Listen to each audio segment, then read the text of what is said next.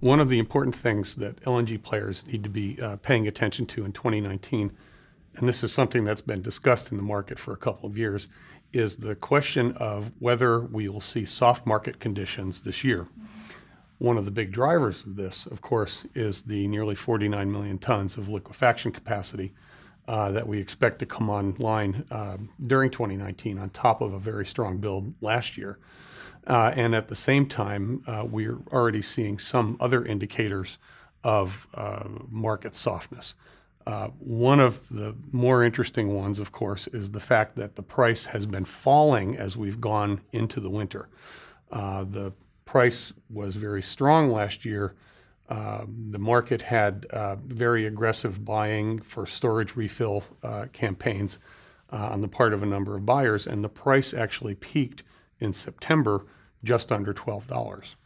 Since then, it's fallen towards $8 today as we're going through the winter. And that's a remarkable development. You normally expect that price to be coming up during the winter, not going down. As well, we see a veritable fleet of tankers sailing at very low speeds or stationary, laden tankers looking for a market. At one point, we counted 26, and I've seen press reports that indicated a similar number. And so, we have effectively floating storage where there are cargoes looking for a market. What I want to do is share with you a way to think about the market and what to look for as you fit these pieces together, and thinking about how the market will unfold during the year. And that key thing is the relationship between Europe and Asia and their LNG imports.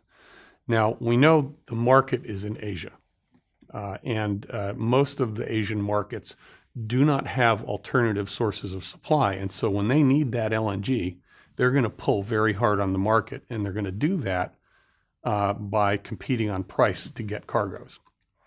When that happens, then we look to Europe. Europe is the market of last resort for LNG. Europe does have alternate sources of supply.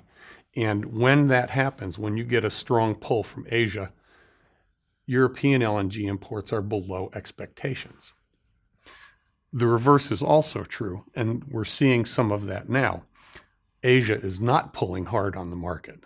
Spot purchases by Asian buyers are down, and what we've seen is in the fourth quarter, actually, this is already happening, is a very significant increase in European LNG imports, almost a doubling between the third quarter and the fourth quarter. And that has been offset on the other side by pipeline imports into Europe. So, this is an indicator of things that we're seeing and that may continue into the year. As with any forecast, and we do expect a moderation of prices during the summer, there are always things that can turn out differently. And for example, you can have outages at major facilities. You could have major weather events. Those seem to be unlikely going into the summer, but they can happen.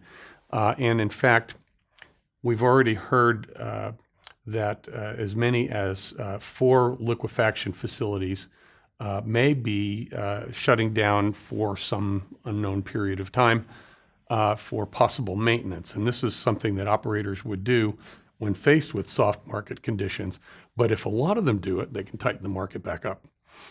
So the thing to bring that all together is to watch this interrelationship between Asia and Europe, and particularly the level of European imports.